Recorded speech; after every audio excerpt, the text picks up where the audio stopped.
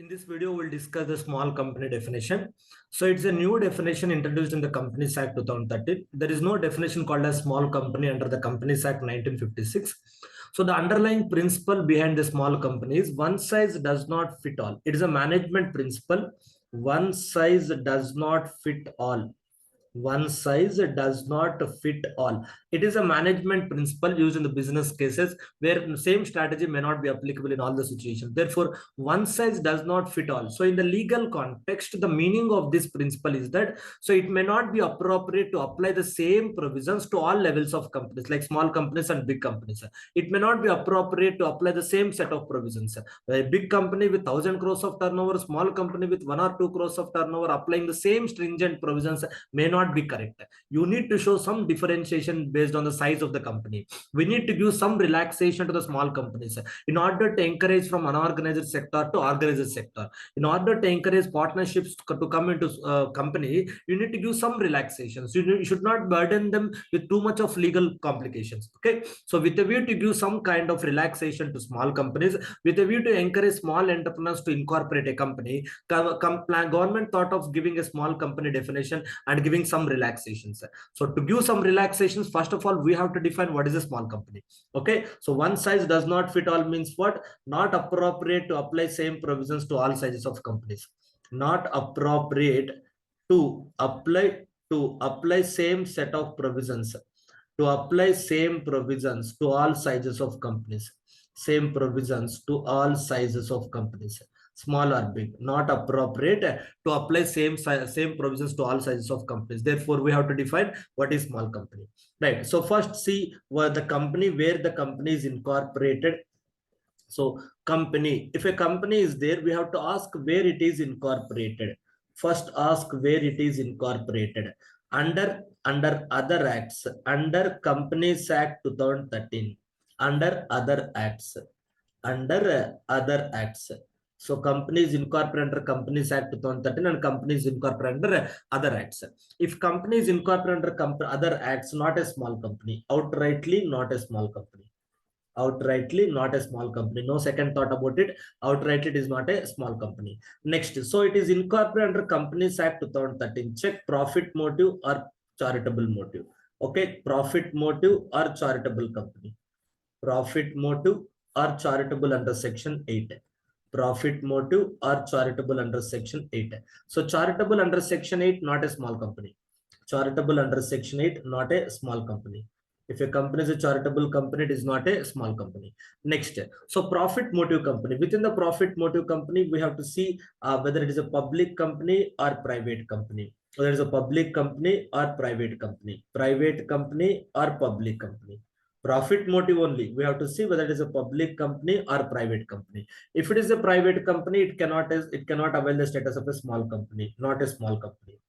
Okay, companies segregate whether it is incorporated under other acts or under Companies Act 2013. If it is incorporated under other acts, it is not a small company. If it is incorporated under Companies Act 2013, check whether it is a profit motive or charitable. Charitable under section 8, not a small company. If it is a profit motive, check whether it is a private or public. If it is a public, it is not a small company. If it is a public, it is not a small company. Next, if it is a private company, check where it is incorporated. Okay, check whether it is a standalone company or a holding or subsidiary to some other company. Standalone company or holding subsidiary to some other company. Holding or subsidiary to some other company. Holding or subsidiary to some other company.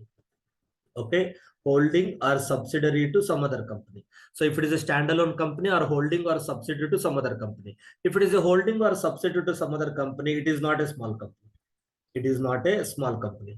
It can never avail the status of a small company. Next, if it is a standalone, my company ABC Private Limited, I am standalone. I don't have any holding company on above me. I don't have subsidiary company below my company. Okay, I don't have any holding or subsidiary relationship. I am doing my business on my own. Nobody is controlling me as a holding, and I am not controlling anybody as a subsidiary. Okay, so therefore standalone company, no holding, no subsidiary. So in that case, standalone company, check what is the turnover in the previous year. Okay, turnover in the preceding financial year. Turnover in preceding financial year. Turnover in preceding financial year exceeds 40 crores.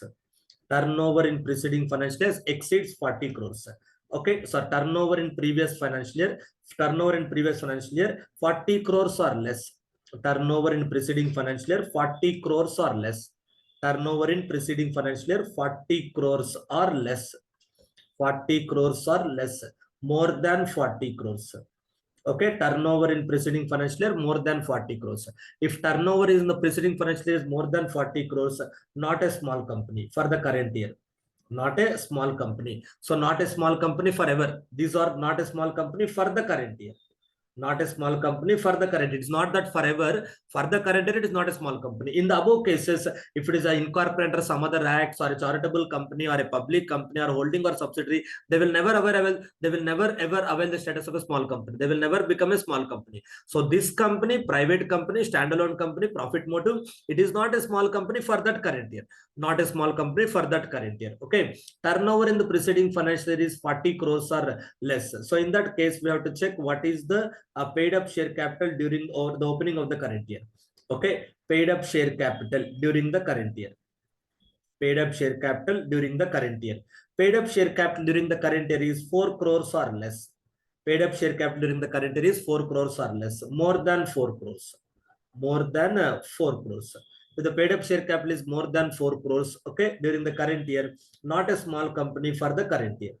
Not a small company for the current year.